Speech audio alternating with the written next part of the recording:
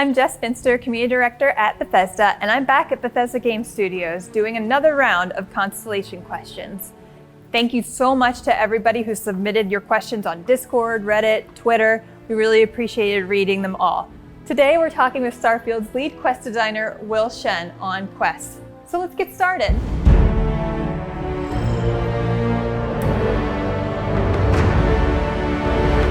Hi, Will.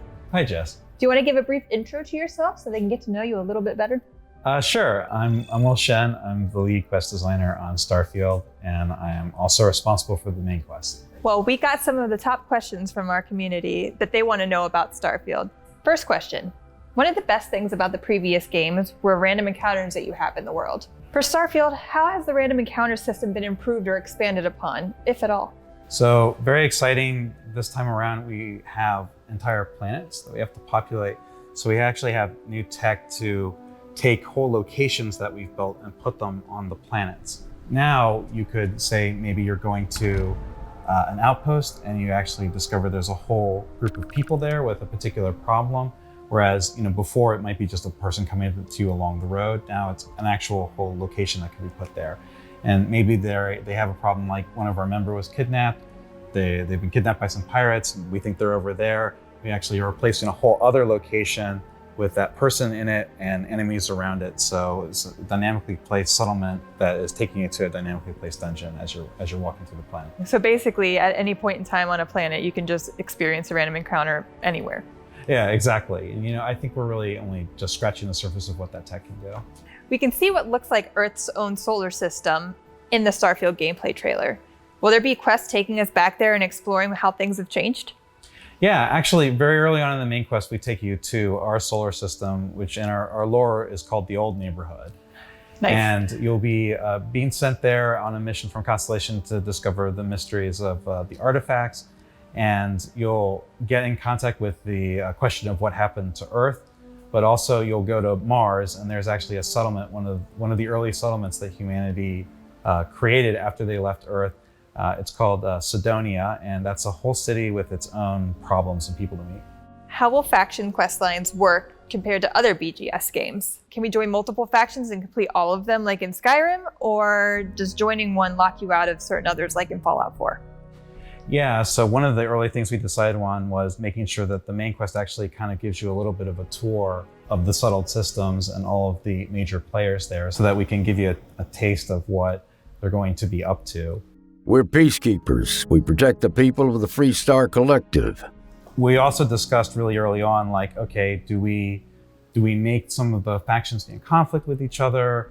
And we decided, we really want to make sure that you can play through all the faction lines independently of each other. And this time around, we were like, no, we really want the stories to be a little more personal, right? You're influencing the direction of where this faction is going to go. So say the politics of the Free Star Rangers, right? What's more important? Is it justice or industry, right? Where are you going to try to nudge them in this direction or another? So you don't necessarily end up as the head of every single faction of the game. But obviously all the major characters in every faction quest line will be reflecting on your choices. But it can have far-reaching consequences for what that faction is, what it cares about. What will the role of some of the companions be during quests? The companions along the Constellation storyline, which is the main quest, they'll have a lot of opinions and points of view about what the decisions you'll be making along the main storyline. We've also added in several times where you can ask them to speak for you.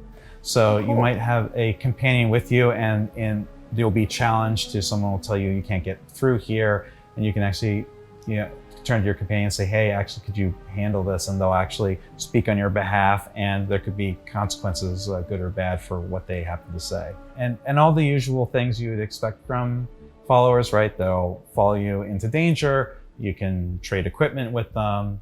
And they'll also be crewing your ship, which is new, so they'll be helping out on your ship as well. Will NPCs react in different ways depending on how the player completes a quest? Yeah, all the quest lines have major characters, right? That they'll reflect on the decisions you're making, and they'll have opinions about whether they're good or bad, and for a few of the storylines, and including the main quest, who ends up with you at the end, right? There are you'll be determining the fates sometimes, whether someone lives or dies, or whether someone's still in the faction or decides to leave the faction. There's a lot of different things that'll happen. Well, that's all the questions I have for today. Thank you so much, Will, for taking the time. We really appreciate it. Thank you so much to Will for volunteering his time to answer our questions, and thank you for submitting your questions. If you want to be the first to know about videos like this one or other news about Starfield, we encourage you to sign up to join Constellation. You can also submit any Starfield questions you would like to know at the #Here. So until next time, thank you, and we'll see you soon.